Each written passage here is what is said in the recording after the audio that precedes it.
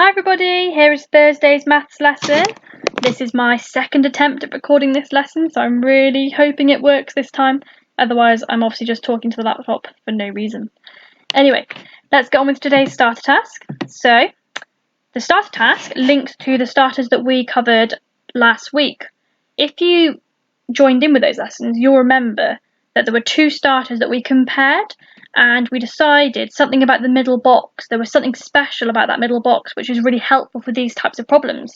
Okay, so think back to that lesson. You need to put the numbers 1, 2, 3, 4 and 5 into the boxes in this cross. Okay, you can only use each number once, and so the column needs to have the same total as the row. When I say total, that means when you've added all the boxes up on the column, it will equal the same as when you add all the boxes in the row. The other part to it is how many different ways are there of doing this, and what do you notice about the different ways of solving this problem? Pause the video and have a go. Okay, I'm now going to reveal the answer, so pause if you've not finished.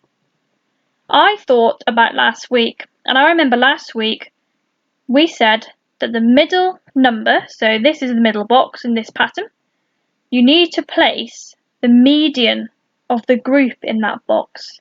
Median means the middle number. So if you were to line 1, 2, 3, 4 and 5 up, 3 is in the middle. So I put 3 in the middle on my grid. Then I tried to be systematic. So I thought, right, I'm going to put 1 up here because that's the lowest number. Then I put the next lowest number on the row. I had 2 numbers left. So I decided because I put the lowest number in the column, I was going to also put the highest number in the column. And then I'd put the other number here. So I've kind of like balanced it out. And it worked for me. So the total of the column is 9, and the total of the row is also 9. Did you get the same as me? Did you get a different solution? I didn't work out this part. How many different ways are there of doing this? I wonder if you can let me know. So please share your work with me afterwards. Now, we are going to continue with our fraction and decimal equivalents today. We're going to start off with a quiz, see what you remember. If you'd like to go back to your work from yesterday and just have a quick little bit of revision, so a little bit of revising time, looking at, say for example, what a half is as a decimal, what 3/4 is, then you could do that. If not, let's just go straight into the quiz, and then afterwards when you mark it, you'll know which ones you're really good at and which ones you need to practice some more. So I'm going to say either a fraction or a decimal, and you need to write down the equivalent. So first question, and I've also noticed that my letters don't make sense, so I'm going to go down first, and I'm going to go over here. Must have been a bit tired or something. Right, A. Write down the fraction equivalent of 0.01. Which fraction represents 0.01? Next question. Write down the decimal equivalent of 1/5. Decimal equivalent of 1/5.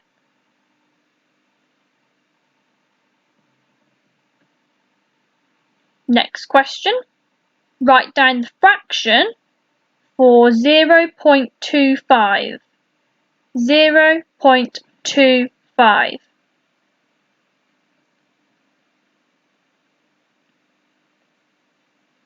Next question. Write down the decimal equivalent of 1/10. Decimal equivalent of 1/10. Next question. Write down the decimal equivalent of 3/4. Decimal equivalent of 3/4.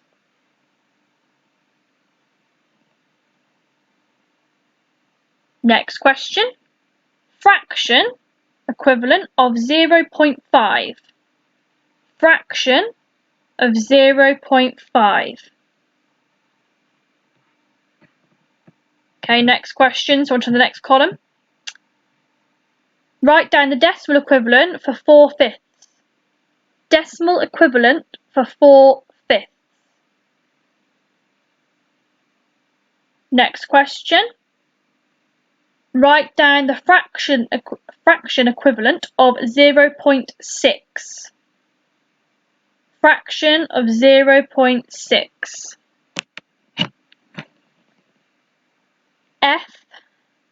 Well, it's not F, is it? It's this one. Write down the decimal equivalent for 9/10. Decimal equivalent for 9/10. Next question. Decimal equivalent of 200. Decimal equivalent of 200.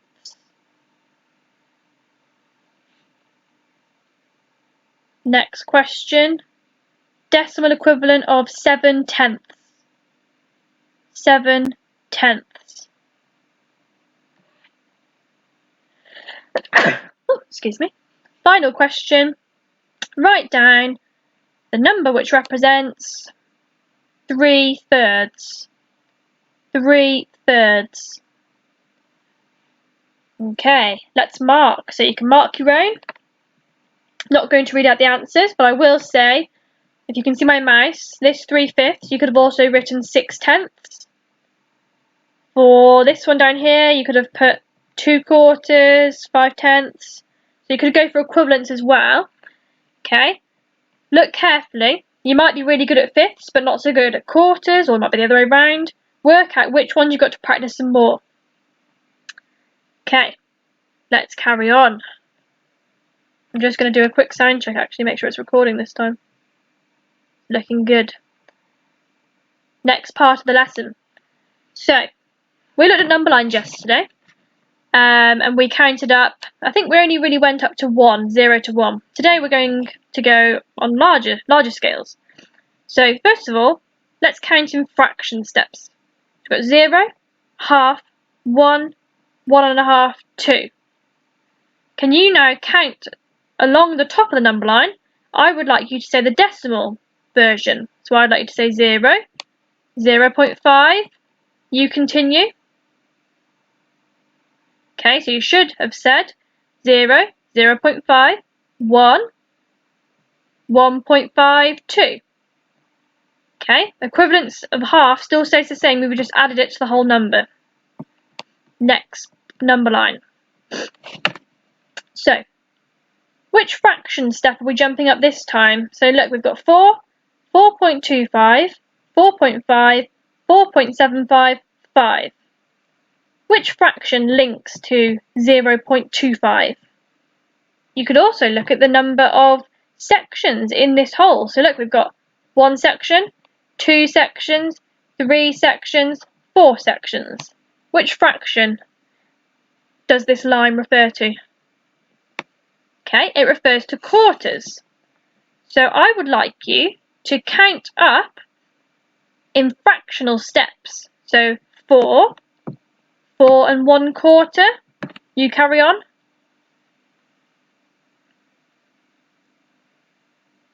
Okay, hopefully you were going 4, 4.25, 4 2/4, or you might have said 4.5, 4 3/4, 5. I'm not going to call out the rest, but hopefully this is how you continued. Next number line. Right, so we've got the decimals revealed to us. We've got 10, 10.2, 10.4, 10.6, 10.8, 11. Right, we're going to look at that part because that's one whole there. 10 to 11, that's one whole. So what fraction are we talking about this time? Count the number of parts in the whole. 1, 2, 3, 4, 5. Right, there are 5 equal parts in the whole. So which fraction are we referring to? Okay, we're referring to fifths. So count up in fractional steps on this number line. 10, 10 and 1/5. Pause the video and keep going. Okay, hopefully you said 10 and 1/5, 10 and 2/5, 10 and 3/5, 10 and 4/5, 11. Okay, you may have also counted up in tenths, but this is better because this is a simplified version, but you could have said 10 and 2/10, 10 and 4/10, 10 and 6/10, 10 and 8/10, 11. Okay, because those fractions are equivalent. Let's keep going. Right. Now you've got a question to solve. So there are 3 parts. So I'd like you to start here. Do number 1 first, then number 2, then number 3. I would like you to tell me which decimal would go here and which mixed number would go here. When I say mixed number, if I show you on this screen, 10 and 3/5 is a mixed number because it has a whole and a fraction. Okay? So before you start these sorts of questions, you need to use this stem sentence. So each whole has been divided into how many equal parts? Now I've got a little tip down here, this yellow box. So in school, lots of people make mistakes when they do this. Let me show you what they do. So they go, right, okay, no problem, I'm going to work out how many parts are in the whole. So they put their finger here. Can you see where my mouse is? Number 2. So they go 1 part, 2 parts, 3 parts, 4 parts, 5 parts, 6 parts. Ooh, 6 parts. Oh, I don't know how to divide a whole into 6. Doesn't work. That's not how you do it. Okay, do not count the points. Instead, count the parts. So I always put my finger in the centre. See here? And I'm going to go, right, 1 part, 2 parts, 3 parts, 4 parts, 5 parts. There are 5 parts in the whole. Now, although we can't see the rest of this number line, we can't go on and we can't go backwards, we need to assume that each part is worth the same amount. So each part is worth the same fraction. That's the big clue. So pause the video, start with number 1. What decimal does that represent and what fraction, what mixed number does it represent? Have a go. Okay, I'm now going to reveal the answers. So pause if you're not finished. So number 1, we should have got, so it goes 2, 2 and 1/5, 2 and 2/5. So you should have put 2 and 2/5, that's your mixed number, and 2.4. You could have also put 2 and 4/10. Over here, we've got 3 and 1/5 and 3.2. Okay, and over here, so it's not a mystery, we know it's less than 2, so the whole number must be 1. And if we just take away 1/5 from a whole, we get 4/5. So hopefully you've put 1 and 4/5 and 1.8. Okay, let's keep going. Right, you've got 4 more number lines now to have a go at. So you need to do the same steps each time. First of all, count the number of parts in each whole. So just pick a whole. So you need to go between 2 of the numbers. So if we look at 8 and 9, this is the example, so I'll show you. So you go, right, 1 part, 2 parts, 3 parts, 4 parts. Then you say to yourself, right, there are 4 equal parts in the whole. That links to, which of these fractions is it linked to? Okay, it links to quarters. 4. I see 4. Right, then I think, right, okay, so what's the arrow pointing to? 8 and how many quarters? So you're going to write that down. When you've written that down, then think about your decimal equivalents. Pause the video, have a go, follow the same steps for each number line. Count the number of parts. Work out which fraction it links to. Write down the mixed number, write down the decimal. Off you go.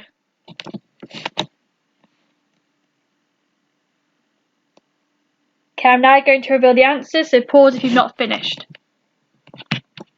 So for this top one, we've got 8 and 1/4, 8 and 2/4. Should have put 8 and 3/4, which is the same as 8.75. Down here, there were 10 equal parts in the whole, so we've got 4.3, 4 and 3/10. Here, it was going up in halves, so should have put 1.5, 1.5.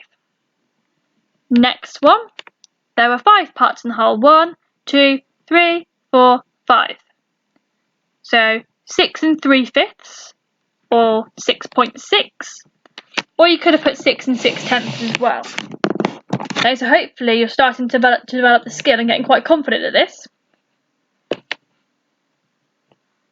Next part. So convert these decimal measurements to fractions. So I'd like you to write these measurements out again, but in mixed numbers. So first of all, we've got kilometres, so 1.2 kilometres. Some of you might run 1.2 kilometres, it's not very far. 5.75 metres. 25.5 kilograms, that one links to weight, to mass. So look at the decimal. Right, 0.2. Okay, 0.2. Which fraction does that link to? 0.2. What's the equivalent? I've got a couple of options in my mind. When you've worked out which fraction it links to, write it down. So it'll be 1 and kilometres. Okay, this one, 0.75. What fraction does that link to? Okay, have a go. Pause the video. Okay, I'm now going to reveal the answers.